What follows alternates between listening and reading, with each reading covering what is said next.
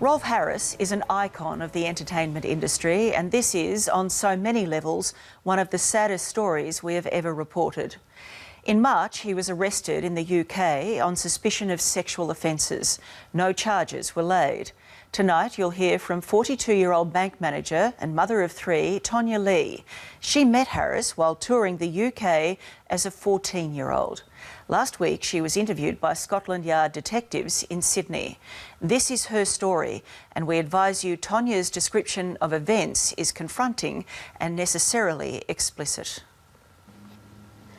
I don't know how he lives his life day to day, and I don't know how he sleeps at night. He touched me, he fondled me. I was absolutely petrified, and I wanted to scream, but I didn't. This has impacted me in ways you can't imagine. Tonya Lee has spent a lifetime trying to forget. I put it out of my head for so many years. I just buried it and buried it and buried it. To this day, I can't go to sleep without lying on the lounge and having the TV on. I just cannot. I cannot lie in a room and try and sit with my thoughts and go to sleep. That just is not possible. Tonight, she finally breaks her silence about the night that she says changed her life. I knew that what he'd done was wrong. He must, I don't know, be able to switch between two personalities, like a Dr. Jekyll and Mr. Hyde sort of thing. Just 14 years old and travelling on the other side of the world, Tonya claims that she was assaulted by iconic artist and entertainer Rolf Harris. What did he take away from you? He took away from me that feeling that you can never be normal again, and that feeling that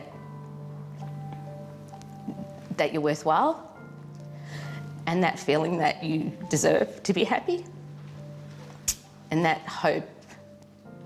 To lose hope is a horrible thing, and to be at the age that I am now and have lived through feeling like that for all these years, 28 years, I just feel so much sadness. Rolf Harris has been named as the Australian entertainer, arrested on suspicion of sex offences in the UK. British News. Harris was first questioned by Scotland Yard detectives in November over sexual abuse allegations. He was arrested in March. So far, we haven't heard the specific nature of any complaints against the 83-year-old until now. He moved his hand down underneath my duffel coat, moved his hand to the band of my skirt and put his hand down my skirt and down the stockings, pantyhose, and down my underpants and pushed his hand down my pants and fondled me. Tonya Lee was just 5 years old when she started singing and dancing. It was all she ever wanted to do. So when you were young, what was the dream? My biggest dream was to go to America and become a star. Let's see, it hasn't changed that much. This was just a shop front, so that's where it got its name from. As a teenager, Tonya joined the local performing arts school called the Shopfront Theatre Group in Sydney's southern suburbs. I loved it. I live just right on the corner from here. I can see it from here, and I used to be up here all the time. Tonya went with the group when they toured Adelaide and Alice Springs, and then the chance came to perform in the UK. I just thought, wow, the dream's starting to come true, and, you know, going on a plane overseas, getting a passport for the first time, and, you know, actually being away from home I thought was going to be super exciting as well. That's me there. You can see that there. Actually, this girl here did go to England with us, and this guy did as well. At 14, Tonya was the youngest in the group. The Shopfront Theatre's director at the time, Kathy Henkel, had organised a special guest to meet the young performers at Heathrow. Our director said, I've got a surprise for you all. A friend of mine is going to come and meet us at the airport, and it's Rolf Harris and his wife. Speed all together now, time became your new dance for Rolf Harris is one of our most famous exports. Don't move, I'm going to catch you just like A children's entertainer who'd made it big in the UK. No, just a minute. Who was that? Bruce encouraging you to crack there? I knew Rolf Harris from when I was little because he had TV shows and he used to do a painting show. And my little sister had a tape of his, Tie Me Kangaroo Down, and had all his songs on it, like Jake the Peg and all that kind of stuff. After a day of sightseeing in London, the excited theatre group went to dinner at a local pub with Rolf Harris. I wasn't drinking because I was only 14, so obviously I wasn't allowed. Everyone was just telling stories. I know we had a guitar or two there. It was then that Tonya says that Rolf Harris called her over to his table. Said, Tonya, you've got a lovely voice. You know, why don't you come over and chat to me? Come over and have a little chat to me about what you're doing and all that kind of stuff. So come and sit on my lap. So I sat on his lap. When you first went and sat on his lap, how did you feel? Were you uncomfortable? When I first sat down, I didn't feel anything. I didn't feel uncomfortable. And I could feel him sort of moving a little bit. Actually, I felt that first. He was sort of moving himself a little bit around while I was sitting on him. But I didn't think anything of that because everything was still going on as normal.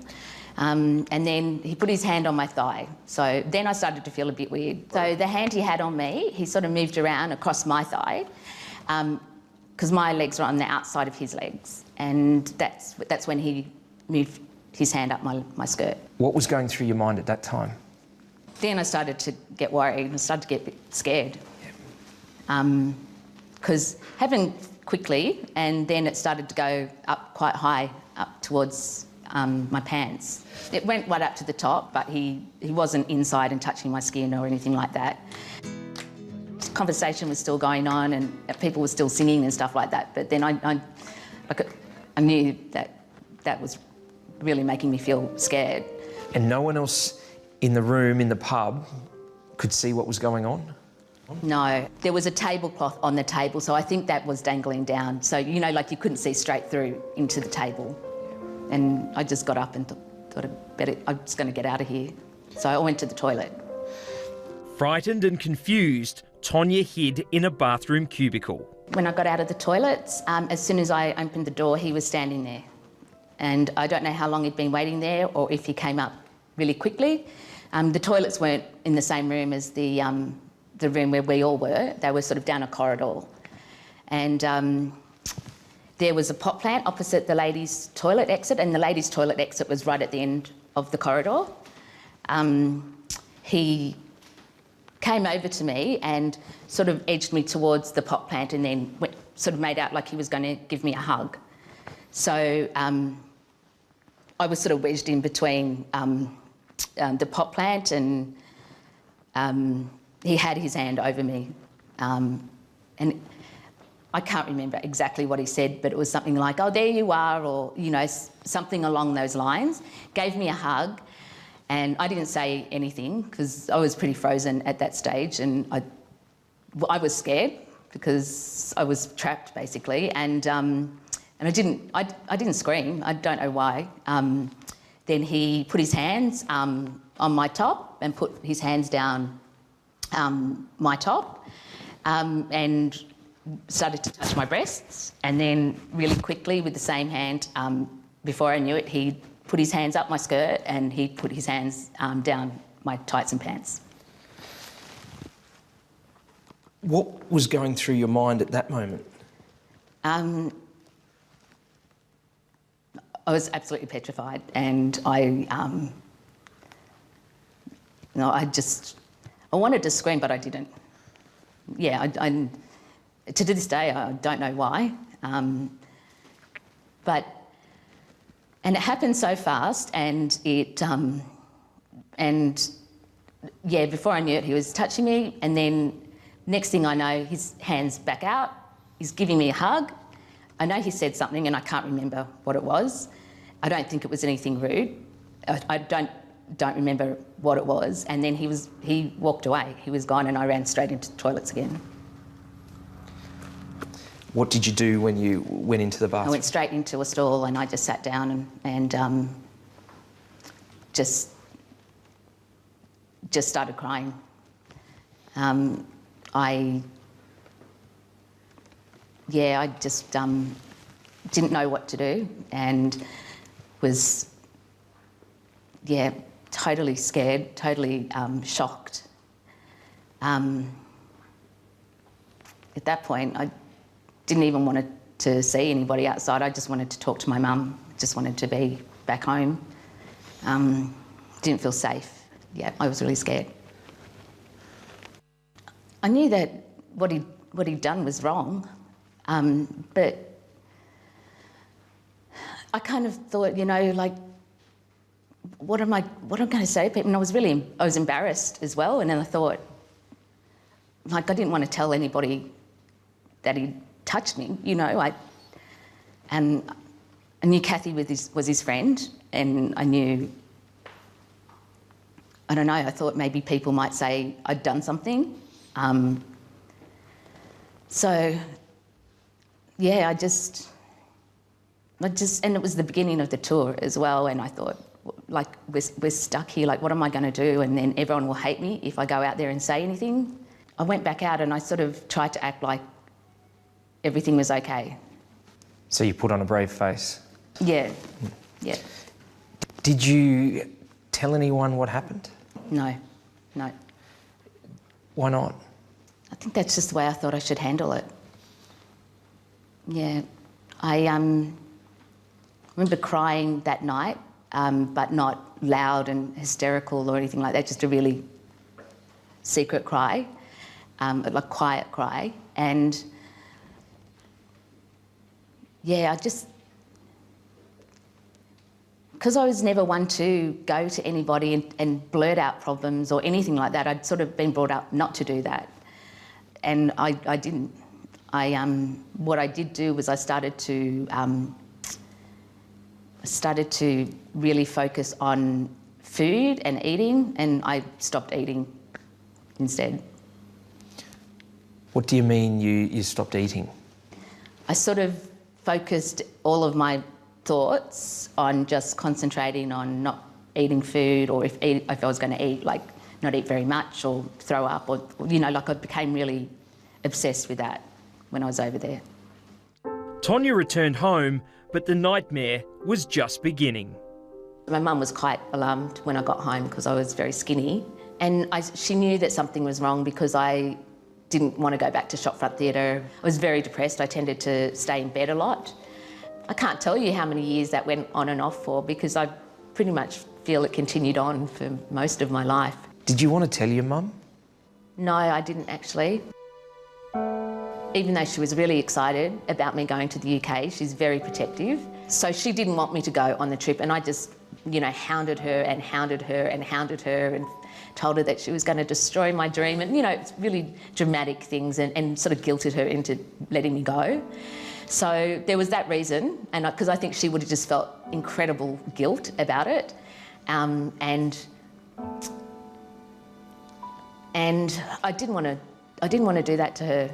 That's a hell of a burden for a 14-year-old girl. Yeah, I realise that now. As Tonya tried to bury the secret, she turned to alcohol and battled depression, anorexia and bulimia. It changed your life? Yeah. In what way? Really changed my ability to believe people and trust people. I felt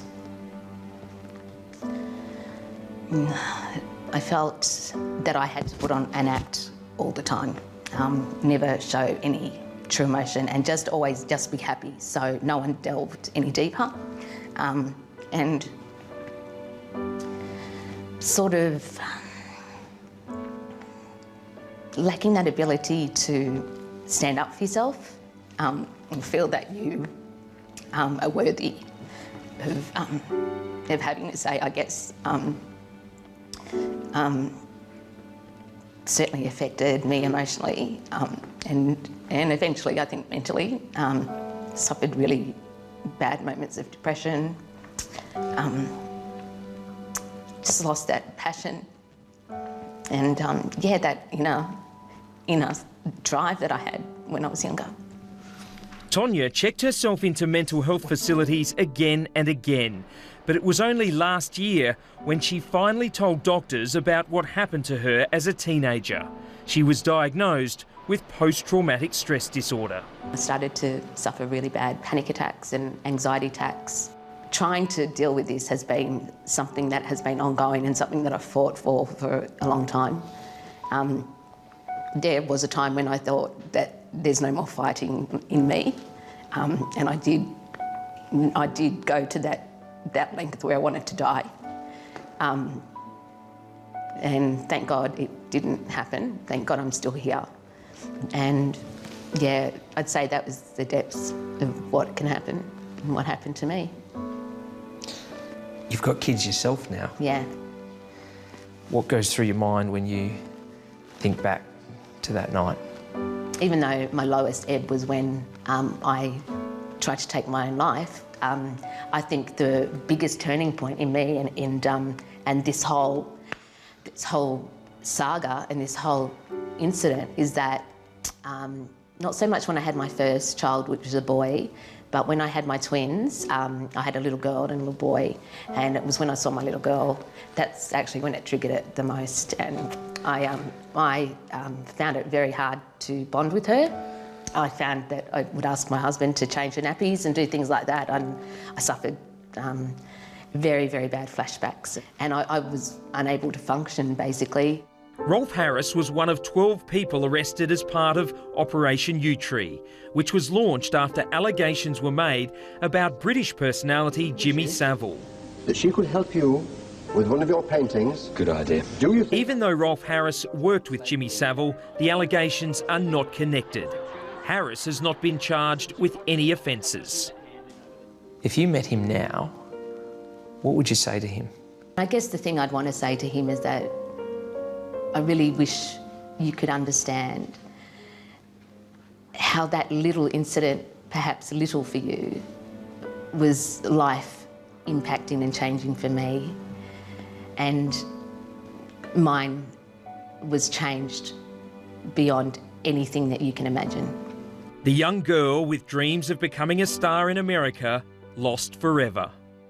It's very hard for me to relate to that girl that did, you know, get out there and, you know, get an agent by herself at 12 and get out there and you know, drive to go to Adelaide and really push to go to Alice Springs to get the money together when we didn't have much money as a family to be able to go to the UK, you know. That person didn't see anything stopping her, but that has never come back. If you could talk to that girl today, what would you say to her? I would say, you weren't to blame. There was nothing you could do, and you need to talk to somebody. Have you forgiven her? Yes, I've forgiven her. Today, I don't blame her. I think she did the best that she could. And, you know, I can get really angry at myself for not having said something, not having have opened up to, but I didn't know any other way to cope. Tonya Lee claims Rolf Harris inappropriately touched her on 2 occasions on one night when she was 14 years old. Now she explains why she's come forward after all this time. Why have you decided to come forward now after all of these years? It was in the newspapers that Rolf Harris, he was arrested in the UK. My husband said to me that morning when it was in the paper, he said, "Ton, you know, come over, have a look at this, you're not going to believe it." And I saw it and it was Rolf Harris and it was that. And I said to my husband, I turned to him and said, "See, I told you, I told you." Tonya got in touch with Scotland Yard detectives and last week she made a formal statement. Since contacting police, Tonya says she's been hounded by the media. She agreed to talk exclusively to A Current Affair and we paid her a fee for the interview. Are you speaking out for fame and for money? Absolutely not. Why are you speaking out now? Because I have a chance to now. If other people will come forward, if this makes one other person come forward and think, now, maybe the floodgates, if there are floodgates, will open up. Believe me, this show is more... How do you feel towards him now? I can sit here and, you know, wish him the worst life he can ever have. Or I can not focus on him because I've wasted too many years letting that dictate the direction my life took. I would like him to acknowledge it. But I don't wish evil on him. I don't wish, you know, I don't wish that on him because that's not healthy for me. What would make this right again? If this prompted other people to come forward and then for him to look inside himself and realise that it wasn't just one night all those years ago. This has impacted me in ways you can't imagine and in ways that can't be taken back. Welcome back. Some important points before we go. We can confirm that before our television interview was recorded, Tonya Lee spoke to Scotland Yard detectives for 3 hours. Rolf Harris has not yet been interviewed about Tonya's claims, and these allegations do not relate to his recent arrest. This program put Tonya's allegations to Mr Harris's lawyer. We are yet to receive a response.